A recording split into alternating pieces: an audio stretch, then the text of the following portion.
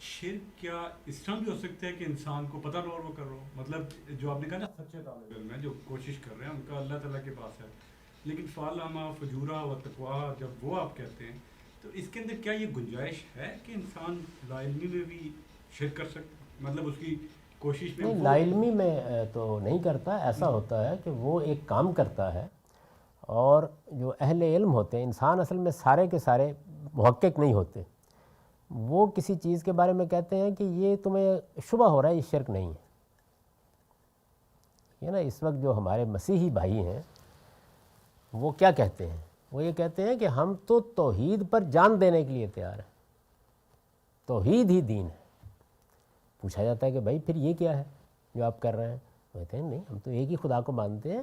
یہ اسی خدا کے ظہور کے پہلو ہیں، یعنی اس کا جسدی ظہور ہے جو حضرت مسیح کی صورت میں ہوا ہے. تو یہ جو تعویل کا یہ پہلو ہوتا ہے، یہ غلط فہمی میں ڈال دیتا ہے آدمی کو. اب عام آدمی علماء سے سنتا ہے، وہ پھر سمجھتا ہے کہ یہ لوگ تو اتنی غلط بات نہیں کر سکتے. تو تعویل کا شرک یہ ہے. اسی وجہ سے آپ قرآن میں دیکھیں کہ کتنی تعریف کی ہے اللہ تعالیٰ نے اہل کتاب کے ان لوگوں کی جو سچائی کے ساتھ اپنے دین پر عمل کر رہے ہیں. کبھی سورہ آل عمران کے آخر میں دیکھیے اتنی تعریف کی. اچھا، اسی طرح سے رہبانیت پر تنقید کی ہے سورہ حدید میں، اور آخر میں یہ کہا ہے کہ اس سب کچھ کے باوجود کہ کام انہوں نے غلط کیا ہے اور بدعت ایجاد کی ہے اور خود اپنے طور پر کیا ہے، لیکن اس کے باوجود جنہوں نے اللہ کی خوشنودی میں یہ کام کیا ہے اور اس پر پوری طرح قائم ان کا اجر نہیں ضائع کروں گا. وجہ کیا ہے؟